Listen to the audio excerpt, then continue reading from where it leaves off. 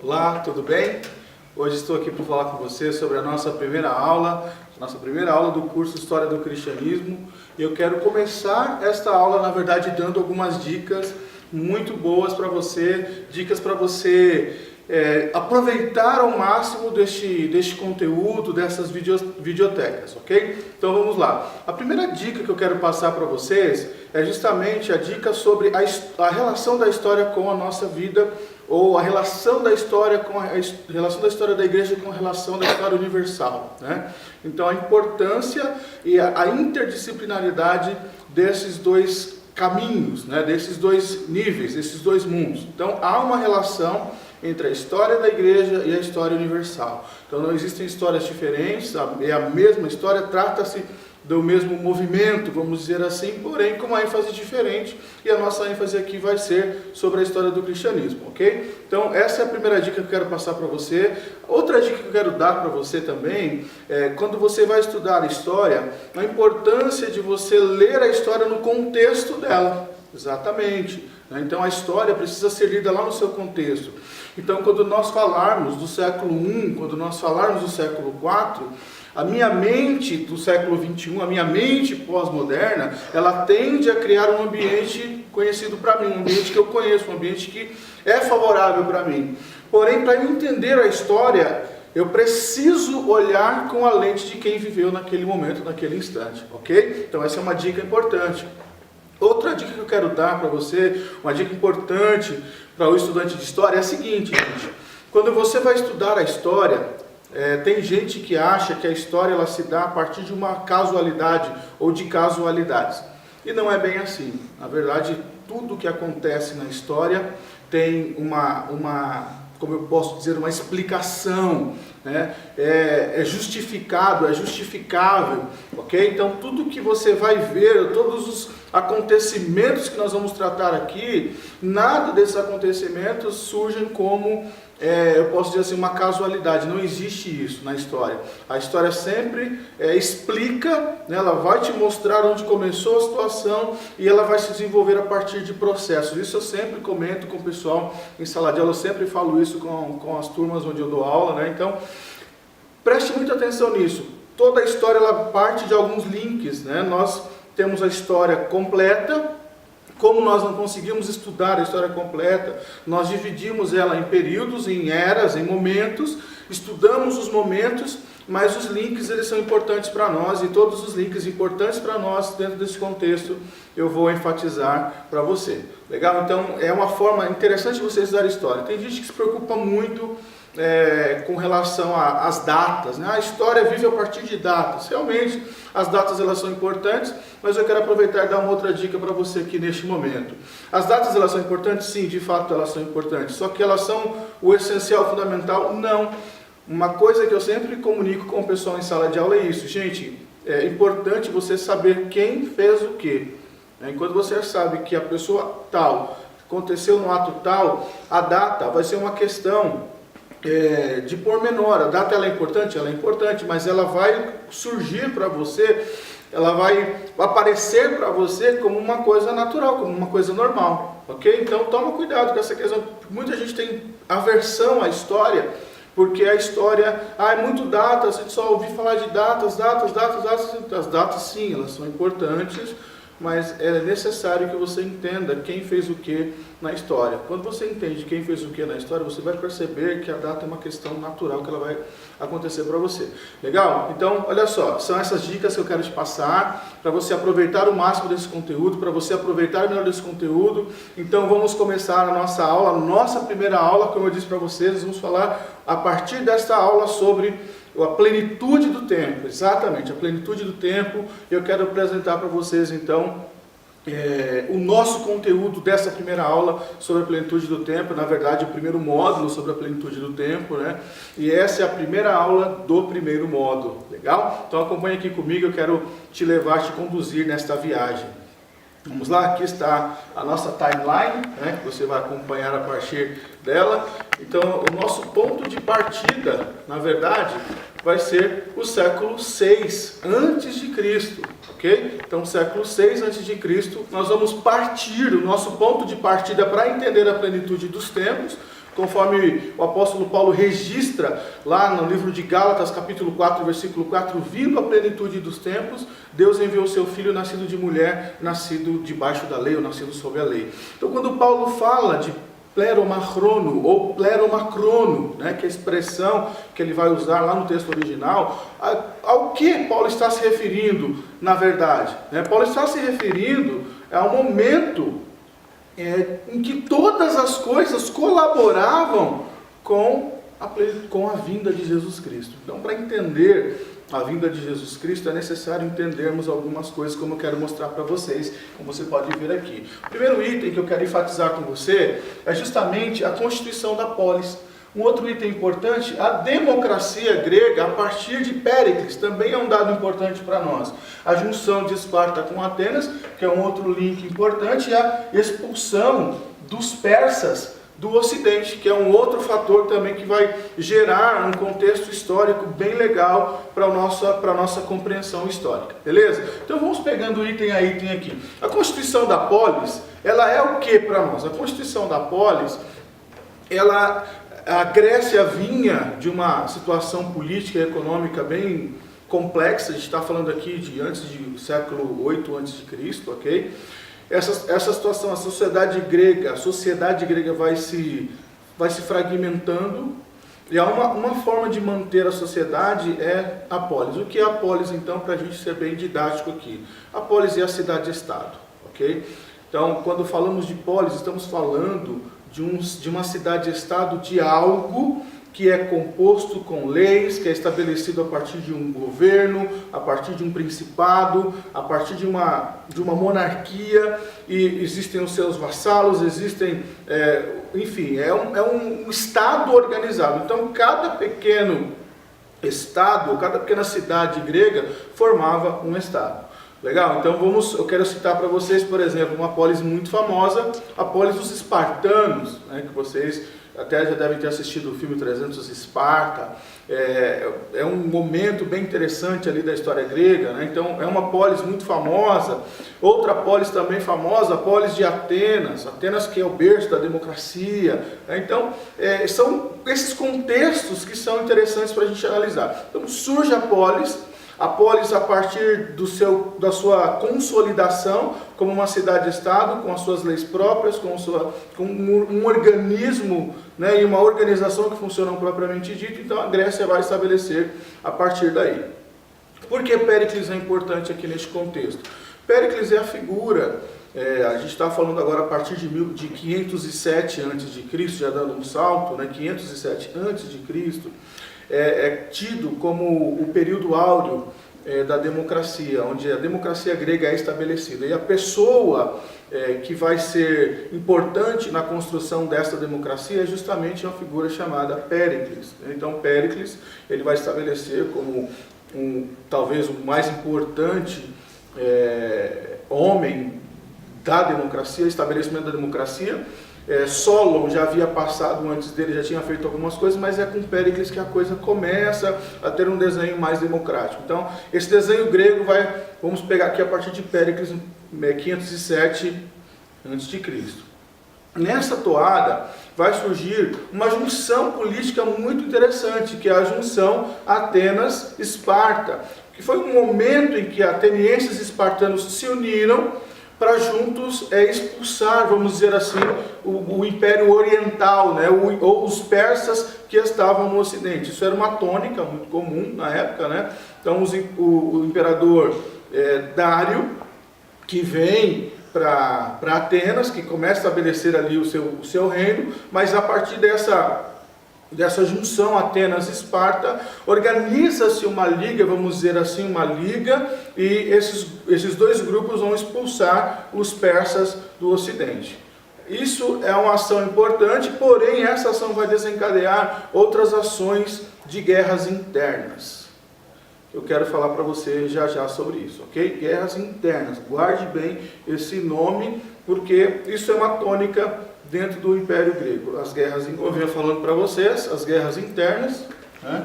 E aí eu quero estabelecer aqui com você mais um marco importante nessa história, desse ponto de partida, que é a Guerra do Peloponeso e o domínio macedônio. Então, como eu estava dizendo, essa Guerra do Peloponeso, o que foi? Na verdade, quando há essa junção Grécia, Esparta, Atenas, Esparta, melhor dizendo, Atenas, ela vai se sobressair e ela começa a querer explorar as questões marítimas, né? Então, o negócio marítimo, né? Expandir a partir do mar também, que é uma coisa que vai acontecer também lá no século XV com os portugueses e os espanhóis. Mas não vem ao caso, a gente vai ter um módulo para falar sobre isso. Mas voltando às nossas lentes, voltando o nosso foco para o que nós falamos sobre a Guerra do Peloponeso. Então, Atenas quer sair, Atenas quer expandir o seu domínio, quer expandir o seu governo, e os espartanos se sentem traídos pelos atenienses. Em suma, é isso, gente. Então, o que vai acontecer aqui? A partir dessa suposta traição, quando os espartanos se sentem traídos, os espartanos se aliam aos povos do Peloponeso, que é uma região ali, uma cidade muito famosa nessa região do Peloponeso, é a cidade de Corinto, onde se estabelece, onde tem um porto muito forte, uma cidade muito forte, uma economia muito forte, um porto navegável, né? Então ali se estabelece esse grupo de povos ali juntamente com Esparta, que Esparta vem para estabelecer também a sua origem, né? o seu espaço ao sol. Com isso os atenienses são derrotados e aí cria-se um ambiente, vamos dizer assim, um ambiente talvez um pouco mais pacífico, um ambiente um pouco mais tranquilo. Mas é nesse contexto que surge o domínio macedônio. Por quê? Porque Filipe II, também conhecido como Filipe da Macedônia, que é essa figura que aparece para vocês aqui, ó, no cantinho, né? Essa figura mais central aqui, Filipe da Macedônia, na verdade ele começa a conquistar vários povos. Então ele conquista alguns povos, ele conquista, vence algumas batalhas importantes, e a partir desse vencer batalhas importantes, Filipe começa a constituir aquilo que ele entendia que era o verdadeiro Estado, vamos chamar assim, um Estado globalizado, né? A globalização da cultura. Então Filipe é tido como uma grande figura, um grande homem pelos gregos.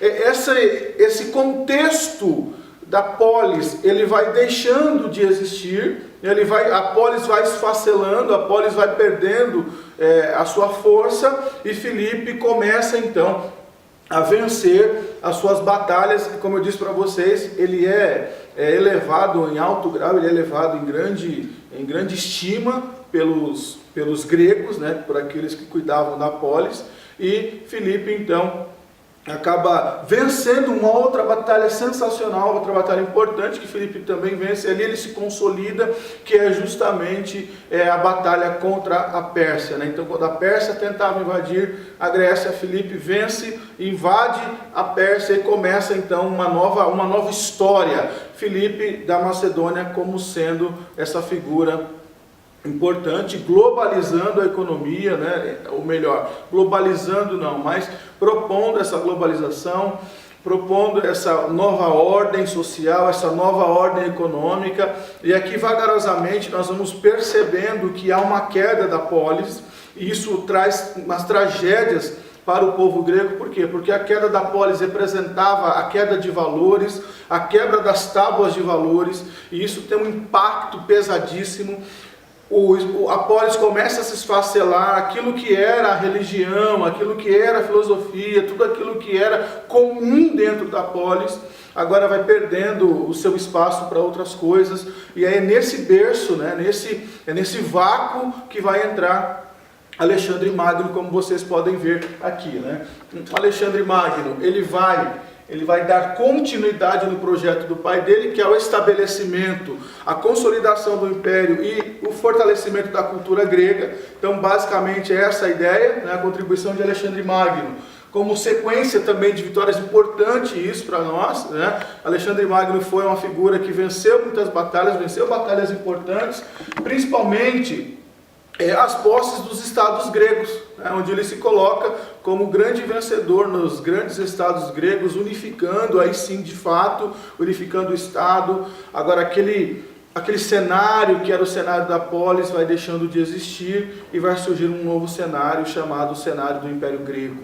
Então, quando Alexandre ele unifica, né, consegue vencer os estados gregos, unificando isso, e aqui tem um colapso bem interessante que vai acontecer. Né? Aqui, Alexandre vai até a Ásia Menor. Lá na Ásia Menor, Alexandre vence Dário, venceu o Dário na Síria, que é uma ação importante, ocupou a Fenícia, ocupou o Egito, e nessa cidade, posteriormente Alexandre vai também inaugurar a sua cidade, muito famosa, a cidade de Alexandria, né, que foi um núcleo importante do saber, um núcleo importante do conhecimento, da expansão da cultura grega também, e um receptáculo da teologia mais para frente. Né? Então é isso mesmo, Alexandre vai se tornar, Alexandria vai ser uma cidade importantíssima até para a teologia, posteriormente é de lá que virão grandes teólogos, grandes pais da igreja, enfim, a teologia ganha muita força em Alexandria. Mas Alexandre então vence na Fenícia, vence no Egito, e depois ele sai, né,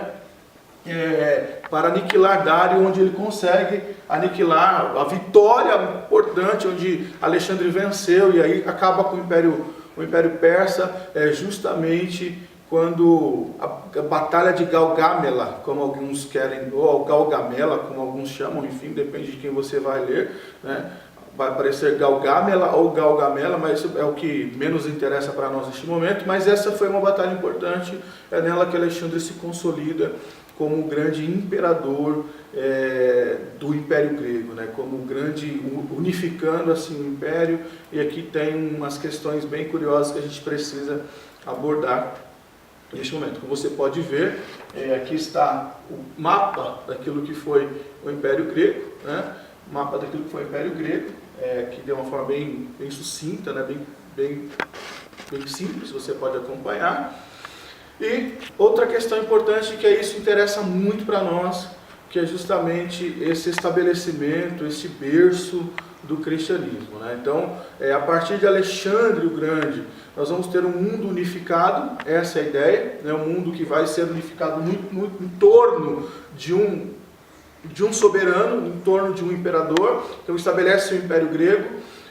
Aqui acontece uma coisa bem interessante, por quê? Porque toda essa cultura que está na Grécia, toda essa cultura que está até então, vamos dizer assim, represada em uma cidade, em um estado, e mesmo essa cultura represada no Oriente, aqui começa a acontecer um intercâmbio muito curioso. Você tem um intercâmbio do Oriente para o Ocidente. Né? Alexandre pede para construir estradas, que são chamadas estradas imperiais, onde o imperador passa por essas estradas, onde ele viaja por essas estradas. Há uma ligação entre Ocidente e Oriente. Atenas vai se tornar o grande centro do mundo posteriormente, e não é só o centro do mundo do ponto de vista político, mas o centro do mundo do ponto de vista econômico, do ponto de vista cultural, do ponto de vista religioso, né? Que é uma troca de cultura, um intercâmbio de cultura, como disse agora há pouco, né? Você diversifica a cultura, haja vista pessoas do Ocidente vão para o Oriente, Oriente vem para o Ocidente, então há esse casamento, nessa junção. Aqui começa a acontecer algumas coisas bem interessantes. Por quê? Porque a filosofia clássica, ela vai deixar de ser o grande norte da sociedade. Por quê? Porque quando acontece a queda da polis, vamos dizer assim, o que começa a acontecer com a queda da polis? Como eu disse para vocês, a queda da polis, ela vem carregada de uma quebra de valores. Né? Então você quebrou a polis, você quebrou uma tábua de valor. Quando você quebra tábuas de valores, você tem consequências terríveis. Só que o que é mais curioso? Não há, de forma alguma, uma vacação de valores, não há uma vacância de valores. Os valores que eram antigos saem e entram valores novos. É basicamente isso que vai acontecer. Né? Então, esse é o tom da música, vamos dizer assim. Né? Então, os valores antigos são deixados de lado e outros valores começam a surgir. Quando eu digo que os valores antigos começam a ser deixados de lado, eu estou me referindo também à questão filosófica. Então, a filosofia grega, ela deixa de ser a solução para todas as coisas. Agora, os gregos estão à procura de algo mais prático. E também é nesse contexto que vão surgir outras filosofias. Gente, eu não vou me aprofundar aqui nesse assunto especificamente, nós não temos tempo para isso, mas eu quero deixar para você uma dica já. Eu vou gravar também vídeos sobre história da filosofia.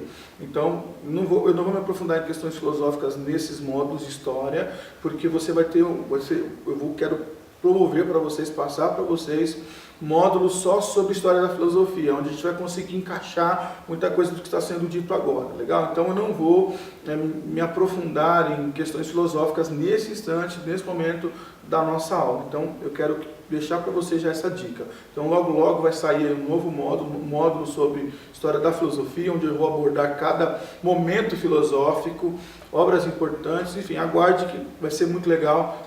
Por isso eu não vou abordar aqui agora, mas eu quero voltar o gancho aqui, voltar onde a gente estava. Olha só, então eu estava falando para você que você tem lá as escolas filosóficas que vão surgir. Então tem escolas filosóficas que elas são muito mais práticas, muito mais pragmáticas, né? Os cicerônios, por exemplo, é nesse contexto que vai surgir muito forte o ceticismo. O que é o ceticismo, né? O ceticismo é aquela escola filosófica que não acredita mais em nada e leva os outros a não crer mais em nada, né? Então não temos mais norte, como eu falei para vocês, quando quebra a polis, causa um efeito onde a sociologia costuma classificar como anomia. O que é a anomia? A anomia é a quebra da lei, é a ausência da lei. Então, quando você tem uma ausência da lei, você começa a criar outras leis. Então, é isso que vai acontecer. Mas até isso se encaixar, até essa transição começar a dar certo, demora-se um tempo, ok? Mas vamos voltar aqui então de forma bem didática, a queda da polis, a queda dos valores antigos, a estabelecimento de novos valores, a queda da filosofia clássica como sendo a salvação, como sendo a ordem, né, de todas as coisas. Uma nova ordem começa a ser estabelecida, né? Então, como eu disse para vocês, estoicos, epicureus, céticos, cicerônios, uma nova escola, uma nova forma de encarar a filosofia começa a surgir, né, que é bem interessante, né? Surge a partir daí as chamadas religiões de mistérios, que são chamadas assim na Grécia, né? Os cultos de mistério também, como são chamados, você pode encontrar das duas formas, né? O culto de mistério então vai ser o quê? Vai ser um novo horizonte, vai mostrar uma nova realidade, a realidade daquilo que é o Oriente dentro do Ocidente, né? Então aqui acontecem alguns eventos, o mesmo Deus começa a ter vários nomes, né? Então a divindade começa a se expandir, a religião começa a se espalhar, porque todas as religiões, vamos dizer assim, as principais religiões do Oriente começam a ser praticadas no Ocidente, começam a abrir os templos para isso, e aqui é um aspecto muito interessante. Eu vou abordar com um pouco mais de detalhes isso quando falar da inserção do cristianismo dentro do contexto do Império Romano, mas eu quero já pensar aqui para você esse detalhe. Olha só, quando alguém adora uma divindade pagã, não há esse compromisso da devoção total como há no cristianismo, né? O paganismo, ele se propõe a ser uma religião, mas uma religião que só está vinculada a questões religiosas, ela não está vinculada às questões da vida cotidiana, da vida diária, deu para entender? Então não é uma questão, é meramente religioso, você vai cumprir com um rito, você vai cumprir com um culto, você vai cumprir com um sacrifício e ponto final, diferente do cristianismo, que exige uma vida diferenciada, né? Diferente do cristianismo, que exige mudança de vida. O cristianismo que ocupa todas as partes da vida daquele que é devoto do cristianismo, né? Então, esse impacto vai ser curioso mais para frente, eu vou abordar isso para você com mais detalhes. Mas olha só, então já fica aqui essa questão, ó. Não há um compromisso de fato, há um compromisso de criar um templo, prestar o culto, queimar o seu sacrifício. Pessoal, então, o que acontece aqui? Eu quero identificar para vocês alguns aspectos importantes no Império de Alexandre Magno, né, de Alexandre o Grande.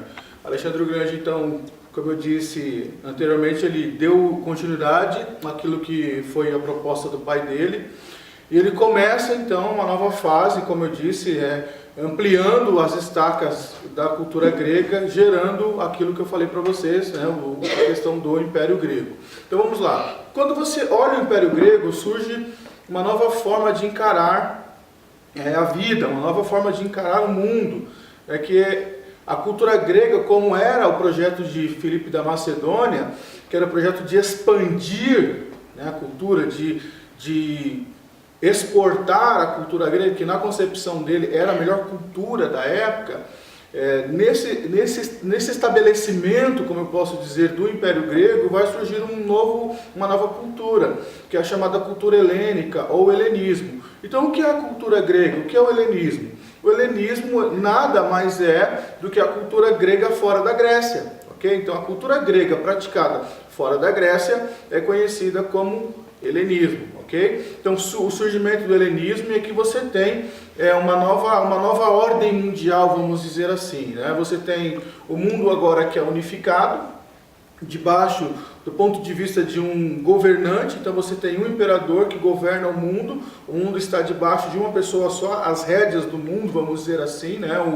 O domínio mundial está na vida de uma pessoa, a partir de uma pessoa só. A cultura, ela é diversificada, como eu disse, você tem as construções, né, dentro do Império de Alexandre o Grande, as construções das estradas imperiais, aquela coisa, o livre trânsito das pessoas, o livre trânsito das culturas. Então você vai diversificar essa cultura, e não só mais a cultura helênica agora, mas toda a cultura oriental, ela passa a ser difundida também no Ocidente. Há uma troca, né, há um intercâmbio, como havia dito, não só de pensamento, mas também de cultura, de filosofia, da própria religião, ampliação do saber, né? Então todo mundo agora tem acesso a todas as informações. Hoje nós falamos muito sobre globalização, do mundo que está globalizado, algo que acontece aqui no Brasil e que em questões de segundos, a Europa já repercute, os Estados Unidos já repercute, e o contrário também acontece, né?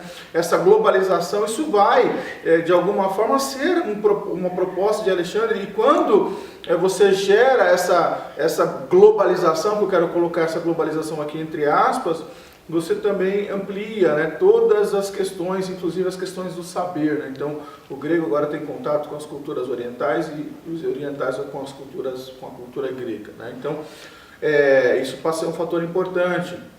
Há maior mobilidade, né? Não dá para descartar isso, com relação a ter uma condição melhor de se mover, se locomover. Aqui surge uma questão bem interessante, porque principalmente do lado ocidental, porque quem vivia na polis era o cidadão, né? Era aquele que vivia apenas na polis, ele era o cidadão. Agora não, agora ele é do cosmos, ele não pertence mais à polis, ele pertence ao cosmos, ele é um cosmopolita. E isso passa a ser uma questão fundamental dentro do contexto do Império Grego, né? Das pessoas, né? Há uma ampliação da visão, ampliação da reflexão, né? Ampliação de tudo aquilo que tem a ver com a cultura, com a vida, com o cotidiano. Então há uma ampliação disso. A questão da mobilidade, conforme eu falei para vocês, né? Com a criação das estradas, a ampliação da navegação. Então você tem o surgimento de novas estradas, a mobilidade, né, do ponto de vista do transporte, ela passa a ser melhor também. Então tudo isso interfere diretamente na vida das pessoas. E a expansão da religião, que não podia ser diferente. Vamos imaginar que Alexandre Magno, ele não tinha na sua concepção o desejo. Alexandre Magno não era um religioso, ele era um rei, ele era um estadista. E como estadista, ele não tem uma preocupação de fincar o império sobre uma religião. Isso é importante dizer, né? Não só ele, mas o Império Romano no início também não teve essa necessidade, não viu essa necessidade, né? Então fica bem claro aqui que a religião, ela começa a ter as suas metástases, né? Ela começa a expandir, ela começa a espalhar. Como eu falei, os cultos de mistério agora são praticados dentro da Grécia. Isso atrai novas pessoas, atrai muita gente para o seu estado, né? Para o seu convívio. Isso desperta nos gregos que sempre foram muito voltados para coisas novas, sempre foram atentos para as novidades, gostam das novidades. Isso desperta no grego uma nova forma de ver também a própria vida e a própria religião, né? Então tudo isso vai ser uma questão importante dentro dentro daquilo que vai gerar, né, o que eu estou dizendo para vocês, está construindo ainda aquilo que vai ser a nova ordem religiosa, o berço do cristianismo. Então aqui ainda estamos abordando os inícios, né, os princípios, né, os primórdios, a fundamentação do cristianismo. Ok? Então, só recapitulando este quadro, né, o mundo unificado debaixo de um imperador, a cultura que vai se diversificar, a ampliação da sabedoria, do saber, a mobilidade e também e principalmente a expansão da religião. Legal? Então, esses são os dados mais importantes que a gente tem aqui dentro deste quadro. Então, nós temos, a partir desse estabelecimento, a queda do Império, né, a morte de Alexandre o Grande em 323 d.C., ou seja, no século IV a.C., quero dizer, né? Então, no século IV a.C. morre Alexandre, o poder de Alexandre fica fragmentado, Alexandre morre, como você pode ver aqui, aos 33 anos de idade, até uma idade messiânica, muito curiosa, né? Aos 33 anos de idade ele morre na Babilônia, segundo algumas fontes, de uma doença que o pegou, segundo algumas fontes, ele morreu de malária, aos 33 anos de idade, depois de, segundo, né, algumas fontes, volto a dizer, uma vida bem regada a orgias, a bebidas, enfim, foi uma figura bem complexa nesse sentido. Bom, a morte de Alexandre o Grande, ela traz consigo o esfacelamento, né, quero dizer isso para você, o esfacelamento daquilo que era o Império. Lembra que eu falei para você que estava, o governo, o domínio do mundo estava debaixo de uma pessoa, né? Então tinha uma pessoa que governava o mundo, que era o imperador, que era o Alexandre, que fazia isso muito bem. Agora, com a morte dele, há um esfacelamento disso. Porém, esse esfacelamento não se deve só à morte, mas se deve à dificuldade, por exemplo, de conseguir alguém com as mesmas características de Alexandre o Grande, alguém que conseguisse unir o mundo em torno da sua imagem, né? Isso era importante. Não tinha, os generais de Alexandre assumem o poder. Algumas fontes dão conta de que familiares de Alexandre o Grande foram mortos por conta de não assumirem o poder, né, para não assumirem o poder. Alexandre o Grande tem uma crítica muito pesada sobre ele, de muitos gregos, e a crítica é que ele é acusado de inserir os bárbaros no convívio dos gregos, porque Alexandre começa a se envolver de forma diplomática, mas também casando-se com princesas, com mulheres de origem, que não eram de origem grega. Isso passa a ser uma novidade dentro do Império, isso pega muito mal. Então esses supostos herdeiros de Alexandre são sacrificados, muitas fontes vão dar conta dessa situação, e aí esse esfacelamento, estabelecimento de uma nova ordem, de um novo momento do Império Grego, mas que a partir desse instante nunca mais foi o mesmo. Nós vamos ver a fragmentação dos territórios, né? Os territórios são perdidos, na verdade, né? Os territórios alexandrinos vão se perdendo.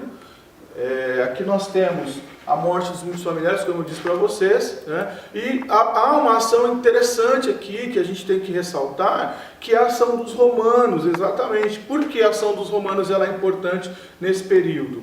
Porque os romanos começam a ter uma entrada naquilo que era o território grego até então, e a partir dessa entrada romana no território grego, você vai ter um novo cenário surgindo, né? E o Estado romano, ele está se consolidando, ele está se fortalecendo, e aí em meio a esse caos vai surgir a Pax Romana.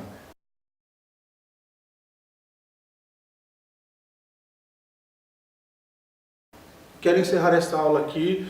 Na nossa próxima aula vamos falar justamente sobre o Império Romano, que é 1 a.C.